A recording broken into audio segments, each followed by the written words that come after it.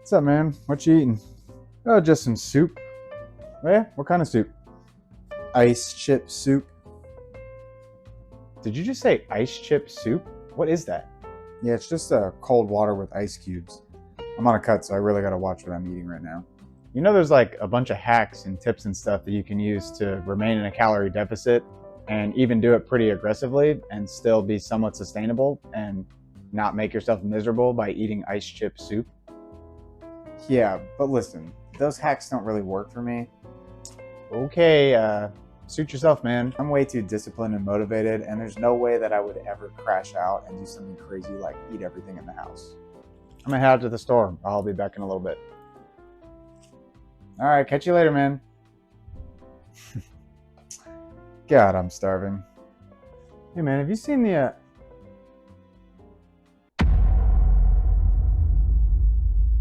So I think we can all agree that cutting weight is one of the hardest things that you can do. You're tired all the time, you're always hungry, you're getting weaker, and the longer and more restrictive your cut, the more likely you are to fall off or binge yourself into a food coma. That's why in this video, I'm going to give you all the tools and hacks that I use to survive an aggressive weight cut. So let's get into it. First off, when you're trying to lose weight, you need to make sure that you're in a calorie deficit. And if you're doing it like I am for the 100-day Macrofactor challenge, you'll likely need to be around an 800 to 1,000 calorie deficit. Now, as a disclaimer, I'll add that this isn't necessarily sustainable, healthy, or advisable, but if you're going to do it anyways, I'll show you how you can at least not lose your mind.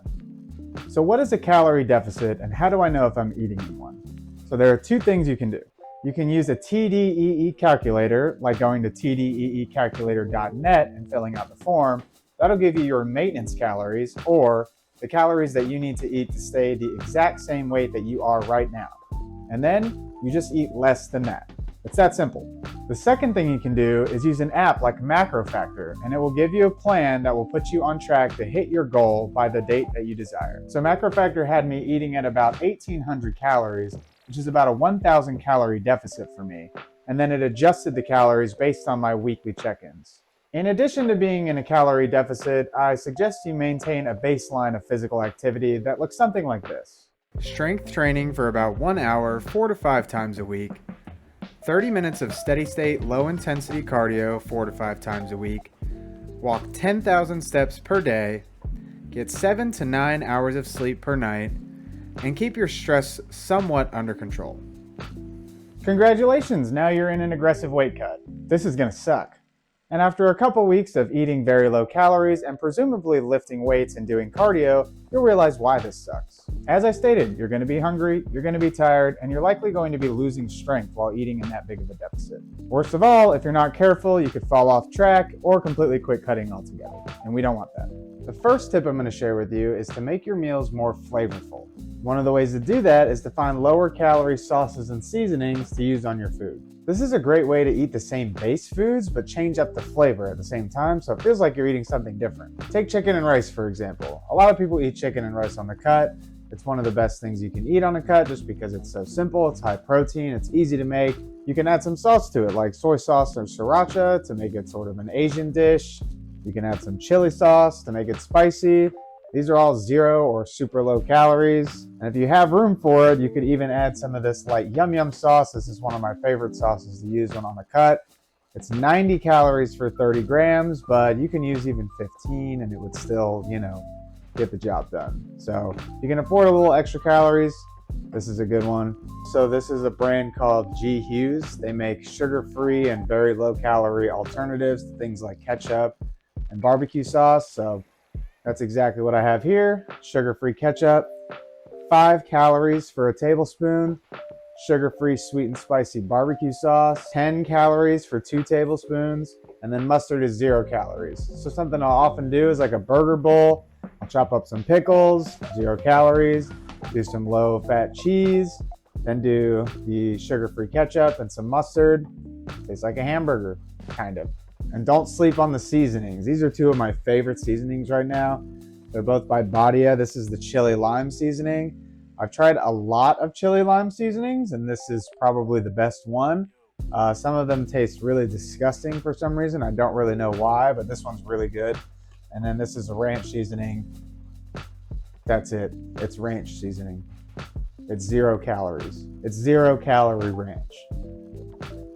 Then when it comes to sweet stuff, you can get 0 sugar Hershey's syrup or almond milk. You can make chocolate milk. You can put it in Greek yogurt. You can put it all over your Halo Top ice cream. You also have sugar-free syrup if you eat something like protein pancakes or waffles or whatever, or you just want to drink this straight out of the bottle. You know, it's 10 calories for 2 tablespoons, 5 calories for 1 tablespoon. Switch up the sauces, switch up the seasonings, try to come up with some new stuff, experiment with it. Sometimes it tastes like that's okay. Get you some sauce and put it on your food. So we all love sweets, and it's one of the hardest things to give up when you're on a weight cut. The temptation of crushing a dozen donuts or an entire pint of ice cream can be very overwhelming. So this next hack, I'm gonna show you how to kick this. If you love soda, easy. Drink 0 calorie sodas. These are 2 of my favorites right now. This is the Sprite Chill, cherry lime flavored, and can't go wrong with some A&W root beer. These I probably crush about 5 a day on the cut. That's not advisable, but that's just what happens. So if you're really trying to kick a sweet craving, then I suggest getting you some sugar-free sodas. Oh, but Marty, it tastes 0.00001% different than normal soda. And to that I say, suck it up and drink the diet soda. You kind of have to ask yourself what's more important, a minute difference in the taste of your soda or achieving your weight loss goals. Another hack is to buy these Tirani syrups. Here I have vanilla bean flavored and peanut butter cup. I put these in Greek yogurt, I put them in coffee, I put them whatever I need to make it sweeter. You don't need a lot. I usually do about 15 grams of each or 30 grams of one. I've been really loving 15 grams of the vanilla bean and 15 grams of the peanut butter in my coffee. That with a little bit of almond milk. It tastes just like a Starbucks coffee for probably a 1/100th of the calories. Another little helper of mine is this jar of stevia packets. I usually dump 1 to 2 of these in my coffee and 2 to 3 of them in my Greek yogurt. I also use them for a few home recipes as a sugar replacement. So one thing I love and I hate giving up on the cut is ice cream. But luckily there's a bunch of low calorie ice cream options like Halo Top. When in doubt, just go get a 350 calorie pint of Halo Top and just crush the entire thing with some sugar-free syrup on top. In addition to that, there are seriously tons of recipes on Instagram and YouTube that you can go find for basically any of your favorite desserts. I'm gonna get into that a little bit later, but just know that between all of this and the recipes, you're gonna have a lot of options to stay very low calorie and kick your sweet craving at the same time. Just really important to utilize these so that you don't go crazy. Another thing that sucks about cutting is missing out on your favorite foods that tend to be higher in calorie and a lot harder to fit into your diet. So for the next tip, we'll talk about macro-friendly cooking. Macro-friendly cooking is basically taking something that's generally conceived as unhealthy, like pizza, and making a recipe that's usually much lower in calories and much higher in protein. There are entire cookbooks dedicated to macro-friendly cooking, like the Stealth Health Cookbook. And if you don't want to buy an entire cookbook, you can look on Instagram and YouTube. There are accounts like Tasty Shreds, Stealth Health, Aussie Fitness, whose accounts are basically just libraries for these macro-friendly recipes. Now I'm going to show you 2 of my favorite macro-friendly recipes. One of them is one that I created myself, and they'll be sure to help you kick some cravings, especially if you like pizza. So as I said before, one of the key things to staying sane on the cut is making delicious recipes that are also low calorie, so you can satisfy those cravings without going way over on your target calories. So today I'm going to show you how to make berry French toast that has helped me stay sane on the cut. It's super delicious, it's super easy to make, and it's definitely going to help you out if you're cutting aggressively. So let's get into it. First thing we're going to do is grab a giant mixing bowl. Then we're going to take 300 grams of egg whites and pour it into the bowl. Next, we're gonna add about 30 grams of this Tirani syrup. It's vanilla bean flavor. And then what good is French toast without some cinnamon? So we're gonna pile the cinnamon on high. Notice the nice puffs of cinnamon smoke. Don't inhale that. Next, to make it a little more sweet, we're gonna add in 2 packets of stevia. All right, once we have our ingredients in the bowl, we're gonna go ahead and give that a good mix. Looks good. Now we're gonna move on to the berry sauce that really makes this and ties it all together. So for the berry sauce, I just get a bag of mixed frozen berries. And what we're gonna do is put 200 grams of that into a bowl and cook it down. Just throw your berries right in and they'll start stewing. So next up for the berry mixture, we're gonna take about 15 grams of cornstarch and add it to a bowl. We're gonna go ahead and add a half cup of water. And mix that up really, really good. If you don't mix it up or you add too little water, it's going to get really clumpy. You're going to have clumps of white powder in your berry sauce, and nobody really wants that. All right, so now that the berries have started to simmer a little bit, we're going to go ahead and add in our cornstarch mixture. And what you want to do with this is immediately start stirring it. Yeah, this is the texture we're looking for with our berries. We want it nice and thick, kind of like a jam.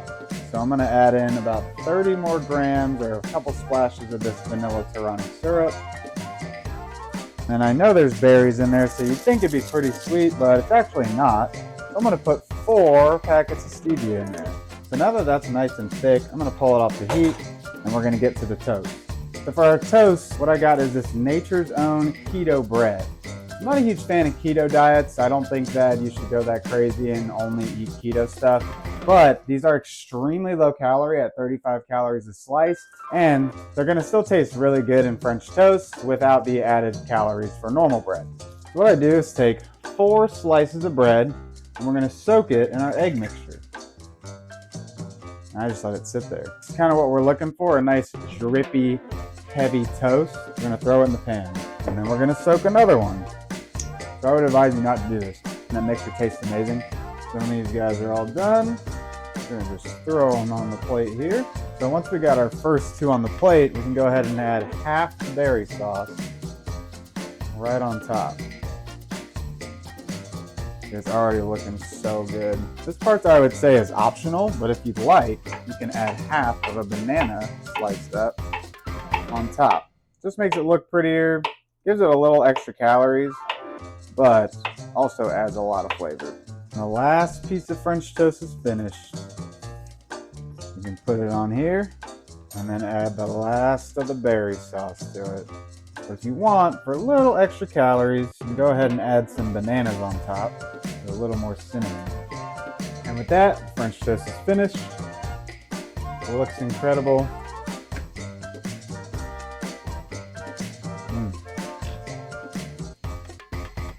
Good as ever. The next recipe I'm going to show you is a very low calorie and very high protein pizza. So we're going to grab our mixing bowl and we're going to add 85 grams of self-rising flour to the bowl. Next, we're going to add some seasoning. You could do something like oregano or Italian seasoning, but I just got this buttery steakhouse seasoning. I'm going to throw that in there. As long as it's 0 calorie, you can pretty much throw as much as you want. Next, we're going to add in 75 grams of egg whites. Then we're going to do 150 grams of non-fat Greek yogurt. Once we got everything in the bowl, I suggest grabbing a rubber spatula and mixing it all together until you get a nice paste consistency.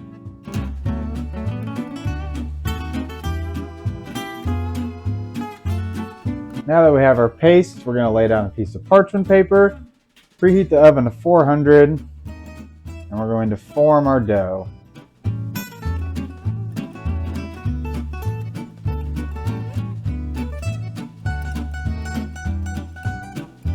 Now that we have our dough, we're going to bake it at 400 degrees for about 10 to 15 minutes or until it gets golden brown. Well, the audio decided not to work on this clip, but anyways, what we're going to do is add 120 grams of pizza sauce to the pizza crust and spread it around until it covers the entire crust. For the cheese, you can pretty much use any cheese you want, you just have to change the macros on this. I use 30 grams part skim mozzarella and 30 grams fat-free mozzarella. We'll just want to sprinkle that over the top. I got these turkey pepperonis instead of normal pepperonis because they're about 70% as fatty as normal pepperonis. So what we're going to do is take 25 of these and spread them out evenly on the crust. And there's me yapping away, totally unaware that the audio is not going to work on this clip either. I'm probably saying something to the effect of, once you have your pizza toppings on, go ahead and throw the pizza back in the oven at 400 degrees for about 10 minutes or until the toppings look done. Once the toppings are melted, it's ready to eat. Go ahead and slice it up and enjoy. This is one of my favorite things to eat while on the cut. The whole thing comes out to 722 calories, 66 grams of protein, 15 grams of fat, and 82 grams of carbs. When you're cutting, it's really difficult to wing it every day. You're already hungry and tired, and if you go into the day having no idea what you're going to eat, you're more likely to choose a convenient option, which is almost never a healthy option. So for the next tip, building a routine is going to be paramount to staying on track with your cut. You don't have to meal prep or schedule every little thing out, but scheduling things like your workouts, your meals, your steps, and even your cheat days are just going to give you one less thing to think about during the day. For me, I don't meal prep every single day. I just cook a bunch of meat and rice in bulk so that I have it in the fridge and can grab as much as I need when I need it. I also have frozen or canned veggies as well as a bunch of different ingredients on hand, so even if I don't know exactly what I'm eating for the day, I have a bunch of healthy food cooked already and accessible. By doing this, I've made my healthier options more convenient than ordering a pizza or hitting a drive-thru. I also work out about 6 days a week, so I try to get to the gym between 5 and 6 a.m. That way I can get my workout in before work and I have at least an hour and a half to do everything that I need.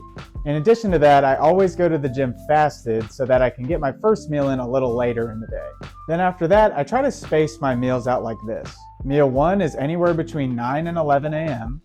Meal 2 is anywhere between 12 p.m. and 3 p.m. Meal 3 is anywhere between 4 p.m. and 6 p.m. And meal 4 is around 7 to 8 p.m. at night. After my last meal, I always take some supplements to help me sleep. One of those is magnesium glycinate. The other one is Unisom. I don't necessarily recommend taking Unisom or melatonin every night, but when you're in a bind and you can't sleep, it can definitely help you out because sleep is incredibly important to not only progressing in your weight cut, but also maintaining your stress levels. And on the note of maintaining your stress levels, it's important to set aside some time for your chill activities like watching a movie, reading a book, or playing some video games. It's important to manage your stress, especially during a weight cut, so make sure you work something fun in your routine so that you can keep your mind occupied and recharge your batteries. And after a few weeks of consistent dieting, make sure you get in a good cheat meal. Don't go crazy, but eat at maintenance or in a slight surplus every 6 to 8 weeks to give your metabolism a break and enjoy some good food. And that's about it. I hope these tips help you stay sane on your weight cut, and I'll see you in the next one.